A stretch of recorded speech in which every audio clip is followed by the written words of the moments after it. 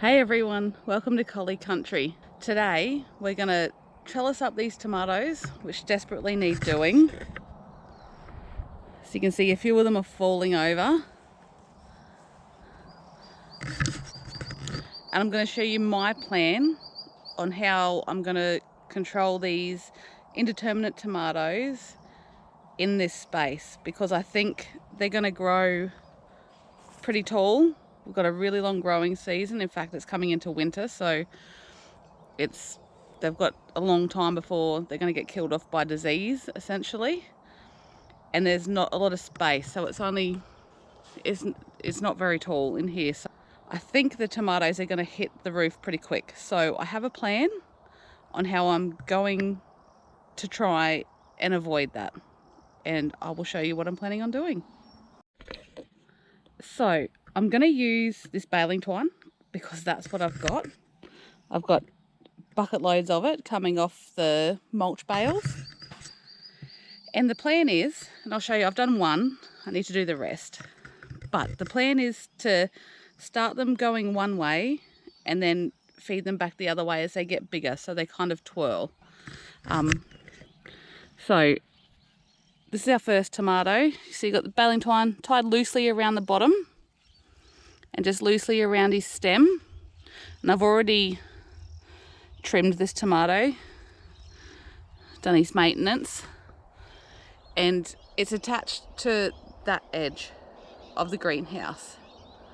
And then as he gets a bit taller, I'm going to then train him to this trellis. So I'll have another piece of string which will then encourage the tomato plant to sort of grow one way and then the other way, which I'm hoping will then give me more space as it grows up, a little bit more space, because I think they're going to hit the roof pretty quick. So get your length of baling twine, and then I'm going to do a big no-no and climb in this garden. Try not to stand on anything. All right, and then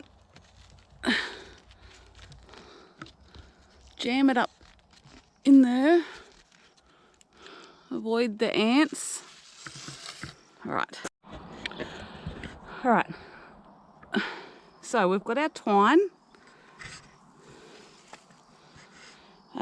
We've probably got a bit too much here.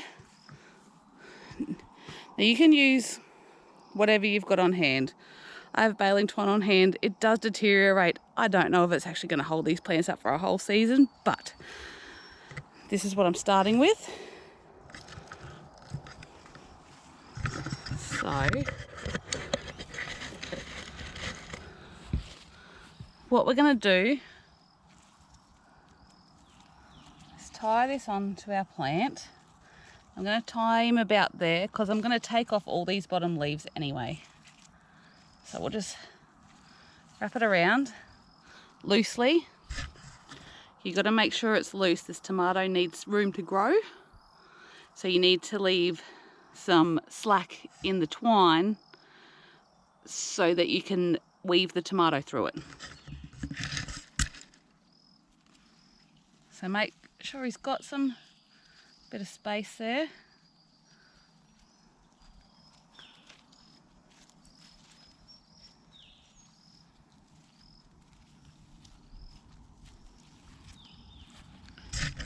And this is one of my bigger tomatoes. So what you can do, it's hard to do one-handed. What you can do is then wind them around. I've probably left this a bit late. It's easier to do when they're just coming on. It's just as they get bigger, you just wind them around again.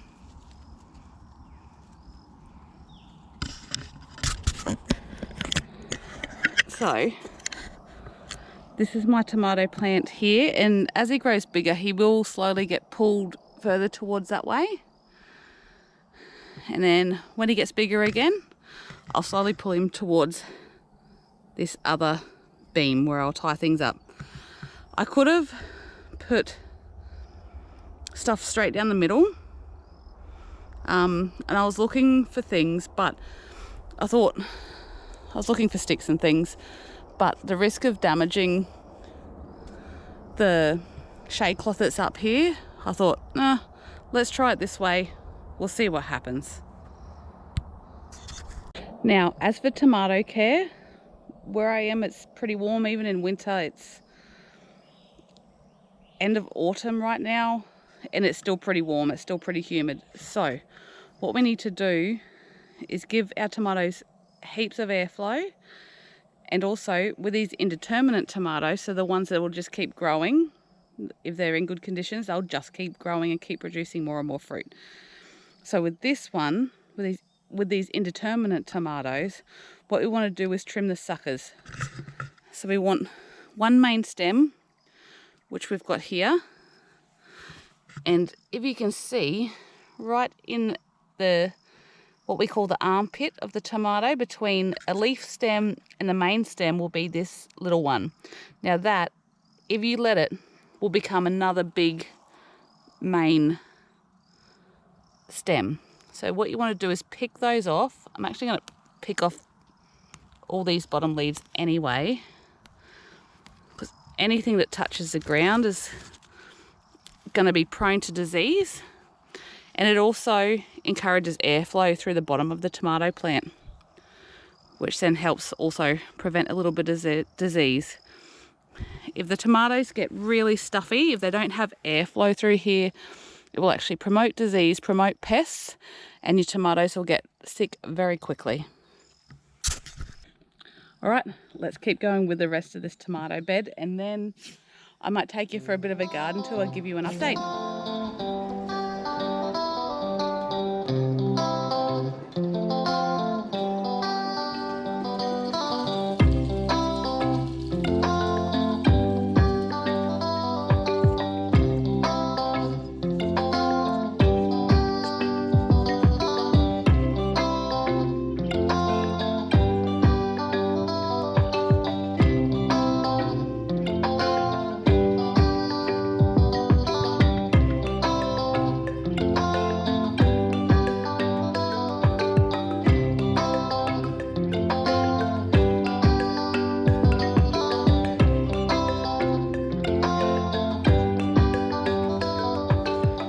So I could just put stakes in, but I just don't think there's the room in here.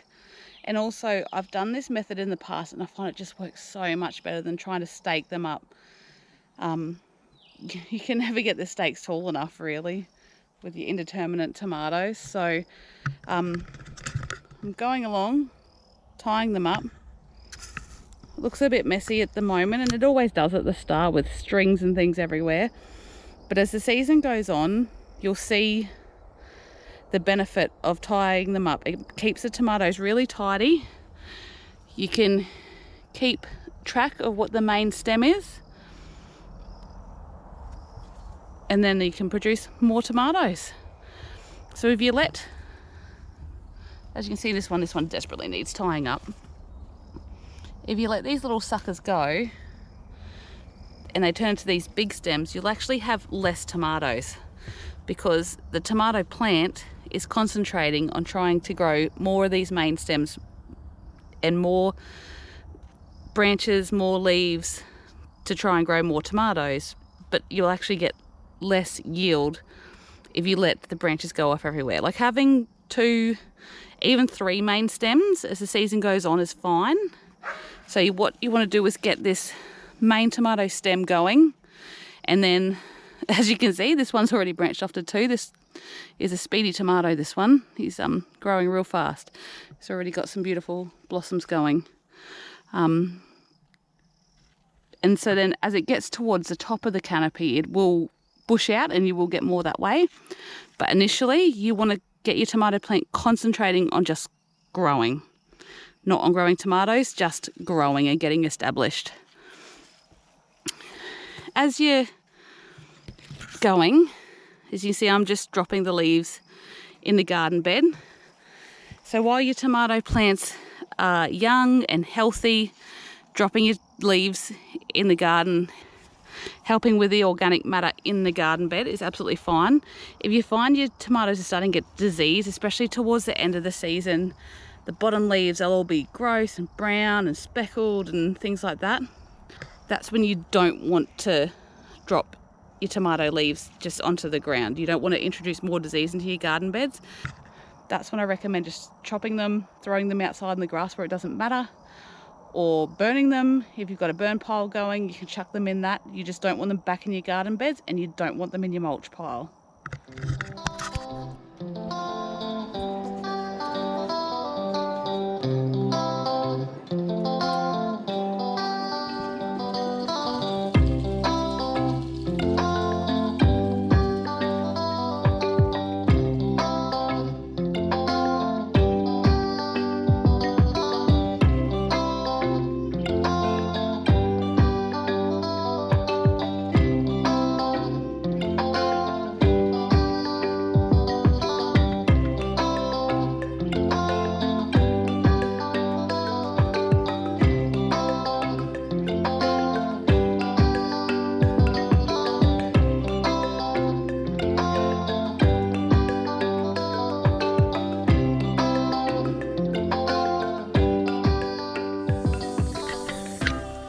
Alright, so I've got one half of the bed done. I'll do this other half later on because we're running out of daylight here. It's a bit late in the afternoon. But while I was here, I wanted to show you around, give you a bit of a garden update. So, as you can see, the tomatoes have grown so well. They look so healthy. I haven't given them any fertiliser or anything like that, just occasional watering. It is the dry season, so watering is essential. The radishes we planted are growing amazing. Initially, they were a bit leggy, as you can tell. I don't know if you can see, they're a bit leggy, but they're starting to plump out now. We've even got some little radishes happening. Same on this side. Different types of radishes. I can't remember which one's which. I'd have to go back and have a look. As you can see, they look a bit long and leggy, but they're recovering well.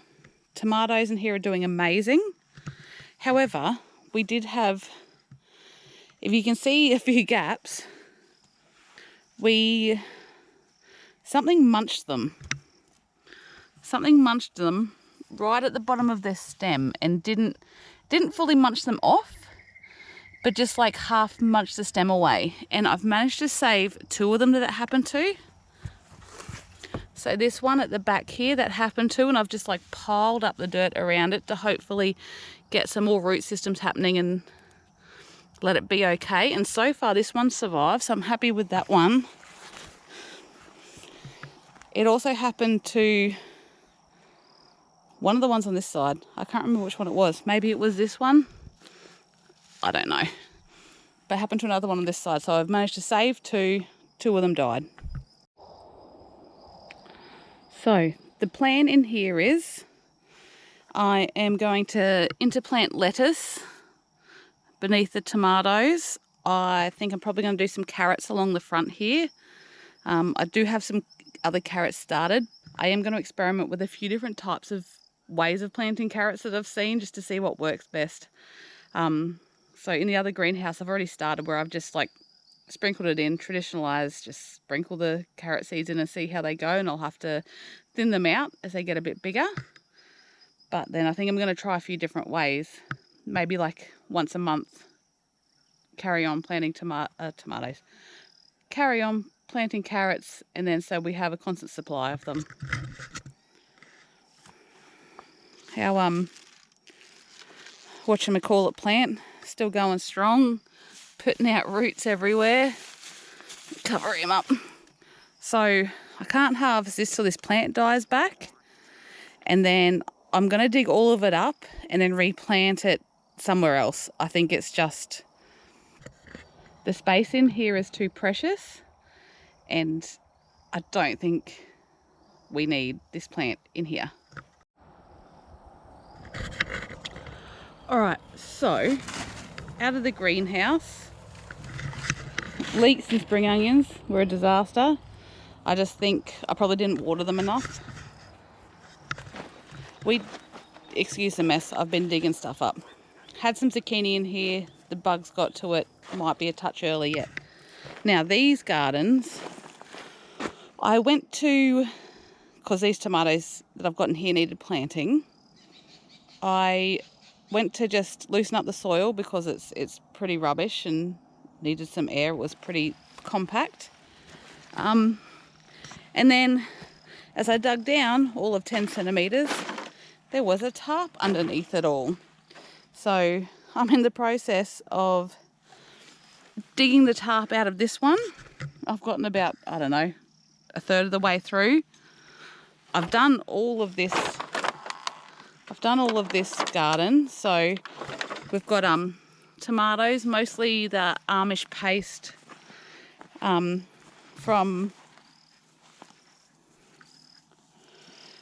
about here up is all Amish paste, and they're really good preserving tomatoes, so that's why I plant a lot of those. And then I've got various other different indeterminates down here. See how they grow? They're going okay at the moment.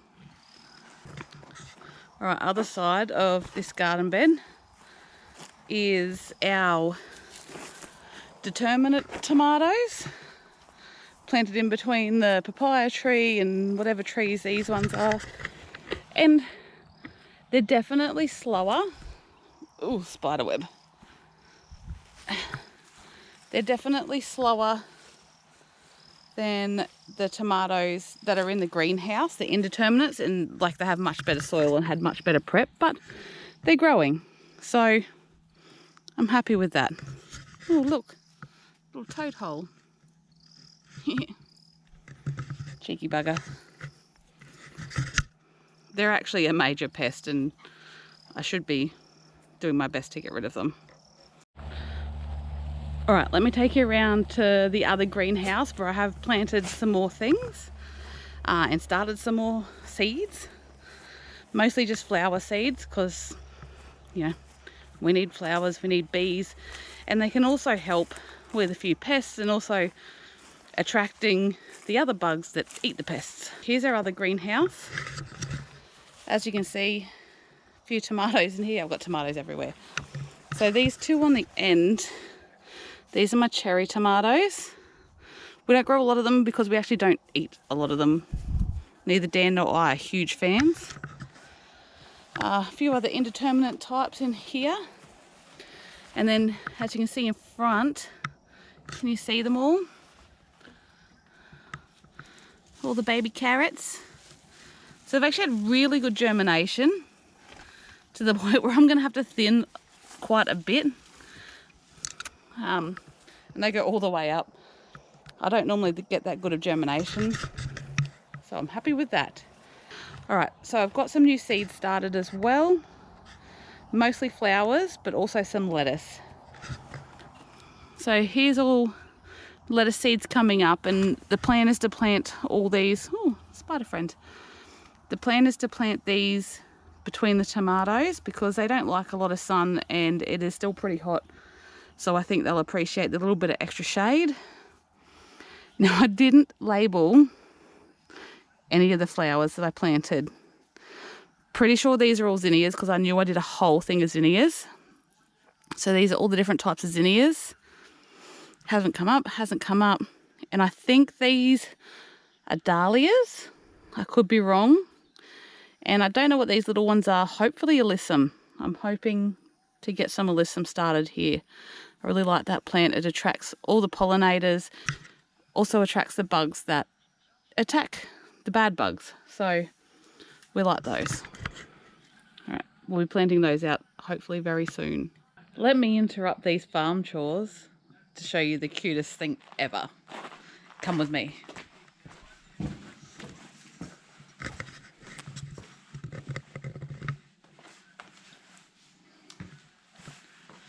We have 3 beautiful little border collie pups. They are 3 weeks old tomorrow. Little chocolate boy. Oh, he's a big nugget. A little black and white boy who's just gorgeous. And a little blue and white girl. She's so sweet already. I can already tell that she's going to be such a sweet girl. She's so calm.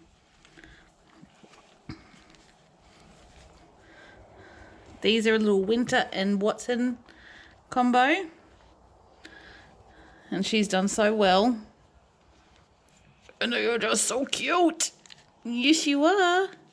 You're so cute. Their eyes have just opened in the last week or so. And they're just precious. All right, back to some work that needs to be done. So, we have... Oh, indulgent plants.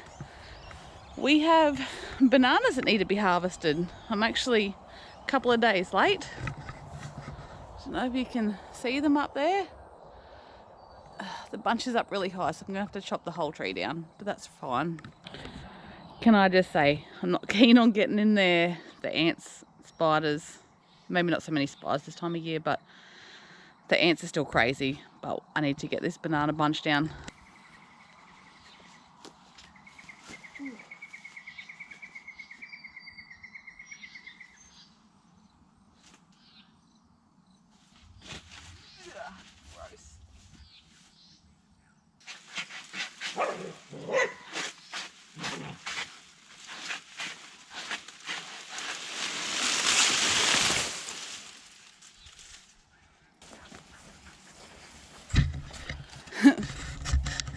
Stirred the ants up. You should see them.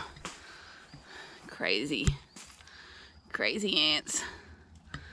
They don't like when you mess with them, but that'll do. Trusty machete. Hard to do this one-handed.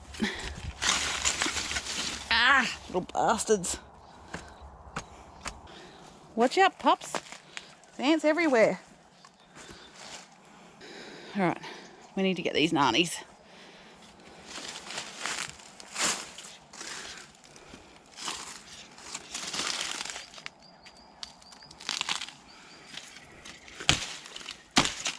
Whoop, chop. Ah! I'm getting smashed by these ants. They're a bit stingy. They're not too bad, but still not pleasant.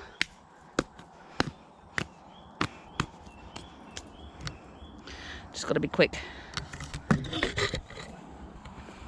We got some nannies. I need to grab those. Ugh. So many ants.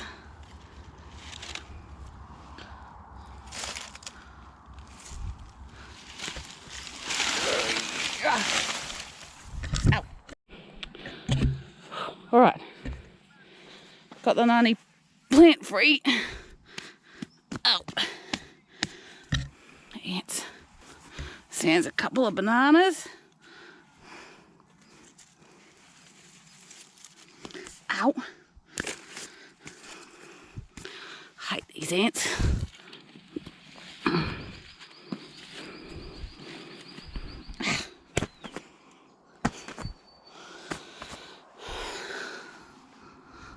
Little buggers. Look at him, trying to chomp me.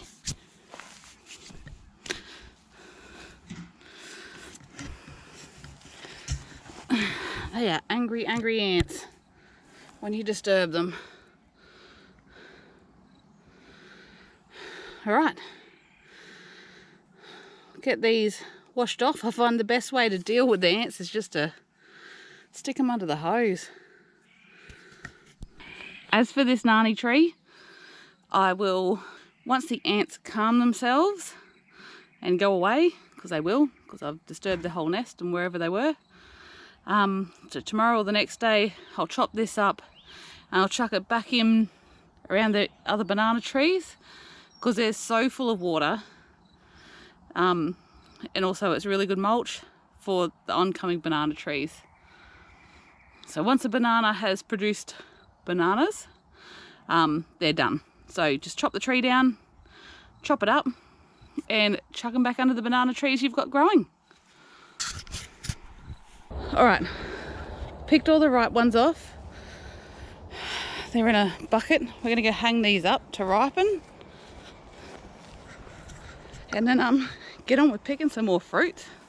It's a great time of year. All the citrus is starting to come on. It's not amazing because it hasn't had a good cold snap to take it out, but you know, does the job.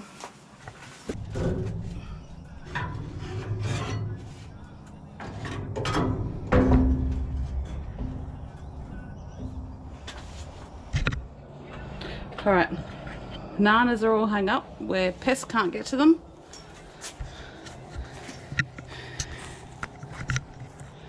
Including the four-legged collie type, because they will eat the bananas. All right, let's grab a bucket and see what else we have to harvest today. All right, nannies that either fell off or were ripe. And now I've got this mandy tree. As you see, heaps have fallen off because either haven't gotten to them in time or they've been eaten by some bug or critter and they've turned ripe prematurely, but there is definitely plenty on the tree that are ready to go, or not too far off being ready to go. All right, not a bad haul off a pretty small tree. Still got a few on there, but I'll leave them be. Ripen a little bit more on the tree is always better.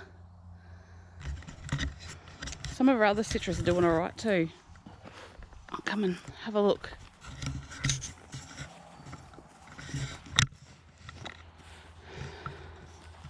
These lemons are starting to ripen, which I'm pretty excited about. Getting a bit of yellow on them. Very nice. Some of them are getting quite yellow. I'm excited about that. We use lemons in a lot of things. Baking and cooking. What else have we got? I think that's about it for here. But we do have probably the last two dragon fruits of the season. So let's go pick those. All right, I've been waiting on these last two dragon fruits, which will be the last of the season until it warms up again. And I've been waiting and waiting, and they were green for ages, and all of a sudden they've just turned red and turned ripe really quickly.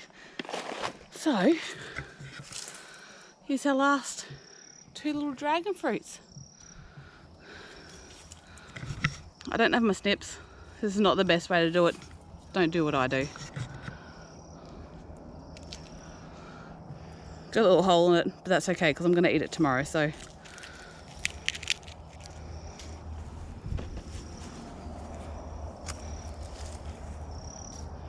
and you can tell they're ready because they feel like, one, they're a bit soft, and also they feel like a wobbly tooth.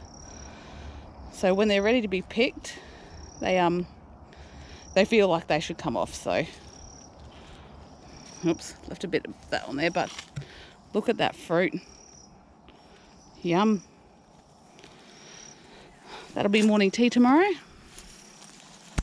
Look at this awesome harvest we've got. Mandy's, Nani's dragon fruit. We're going to be eating well for this week. Thanks for hanging out with me today. See you later.